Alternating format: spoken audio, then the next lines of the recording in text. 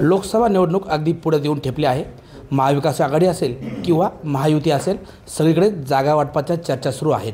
असं असलं तरी शिरूर लोकसभा मतदारसंघातून महाविकास आघाडीकडनं विद्यमान खासदार डॉक्टर अमोल कोल्हे यांची उमेदवारी निश्चित मानली जात असली तरी महायुतीमध्ये मात्र अजून संभ्रमावस्था आहे। त्यातच या विभागाचे माजी खासदार शिवसेना उपनेते शिवाजीराव आढळराव पाटील हे या शिरूर लोकसभा मतदारसंघातून महायुतीचे उमेदवार असतील हे मानलं जात असलं तरी आढळराव पाटील हे राष्ट्रवादी काँग्रेस पक्षातून लढतील अशा चर्चा सध्या मतदारसंघात सुरू आहेत।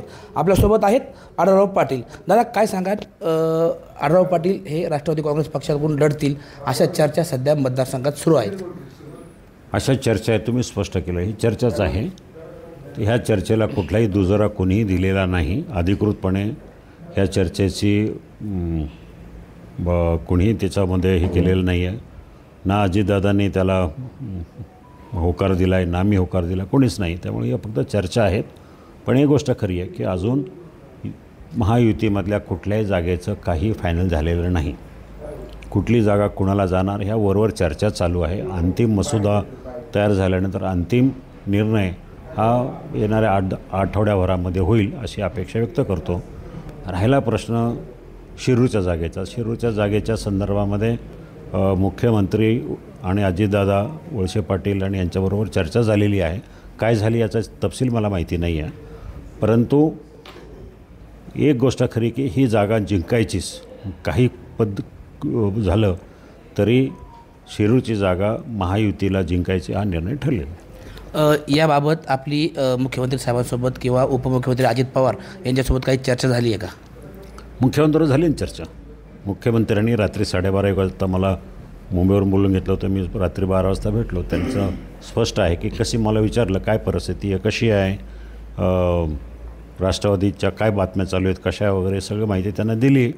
आणि त्यांनी सांगितलं की थांबा, 1-4-5 दिवसामध्ये, 5-6 दिवसामध्ये ह्या बाबतीत निर्णय होईल आणि लवकरच आपण जागा वाटपाचा अंतिम निर्णय घेऊ, जागा आपल्याला मिळेल अशा प्रकारची अपेक्षा त्यांनी व्यक्त केलेली आहे। खरं तर तुम्ही आता सांगितलं की ही जागा कोणत्याही पद्धतीत महायुतीला निवडून आणायची, पण जर उमेदवारीमध्ये डावललं तर आपली काय भूमिका असेल? हे बघा, ही जागा शिवसेनेला आली तर डावलण्याचा प्रश्नच येत नाही आहे।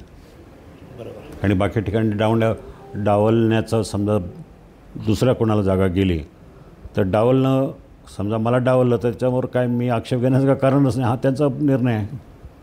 जागा वाटपात जर ही जागा चुकून राष्ट्रवादी काँग्रेस पक्षाला गेली आणि तुम्हाला जर राष्ट्रवादी काँग्रेस पक्षाकडनं किंवा अजित पवार गटाकडनं या जागेवर लढण्याची ऑफर आली तर आपली भूमिका काय असेल त्यावेळेस माननीय मुख्यमंत्री आणि दोन्ही उपमुख्यमंत्री सांगतील तो निर्णय मला मान्य राहील। खरं तर आज आपण कार्यकर्त्यांची तातडीची बैठक बोलवली आहे।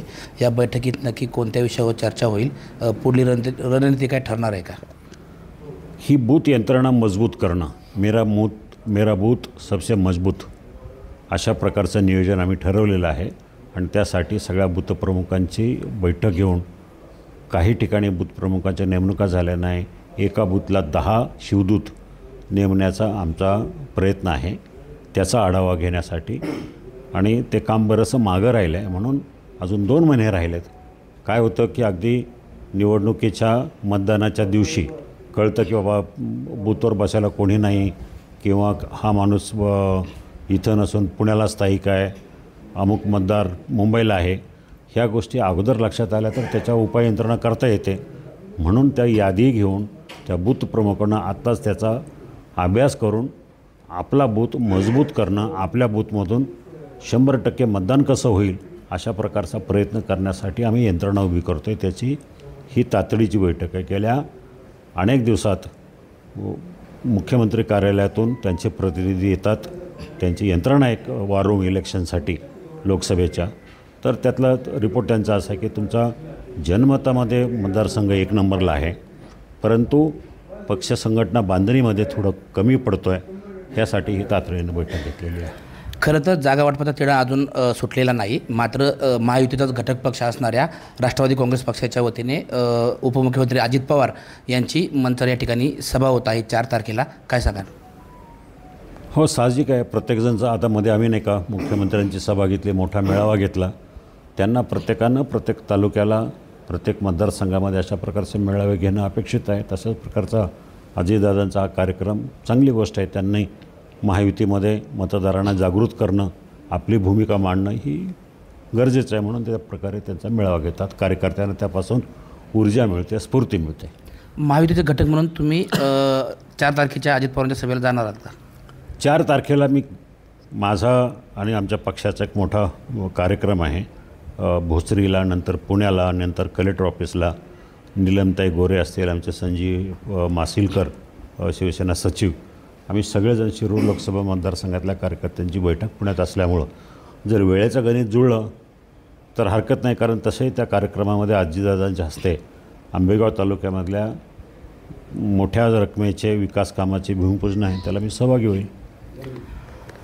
ही जागा, शिरूर लोकसभेची जागा ही महायुतीकडनं शिंदे गटालाच मिळेल आणि शिंदे गटाला मिळालं तर मीच या जागेवरून उमेदवार असेल. आणि असं नाही झालं, इतर घटक पक्षांना जरी ही जागा गेली तर त्यावेळेस मुख्यमंत्री व दोन्ही उपमुख्यमंत्री घेतील तो निर्णय मला मान्य राहील, अशी भूमिका या ठिकाणी माजी खासदार शिवाजीराव आढळराव पाटील यांनी व्यक्त केली आहे. टाइम्स नाऊ मराठीसाठी सचिन तोडकर, मंचर.